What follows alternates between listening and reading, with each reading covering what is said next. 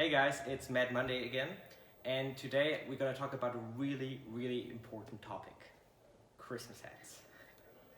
So imagine you're not wearing a Christmas hat. How could you ever get into a Christmassy mood? You can't, right? That's why you always should wear a Christmas hat around this time of the year. So how do you choose a good Christmas hat? So first of all, it has to be really fluffy. It has to be white and red. And those are the key facts for your Christmas hat. I want to use this episode today to thank all our employees and to thank all of our customers for this great year. I know for a lot of people out there it has been a very challenging year, personal and economically. And I wish you the best.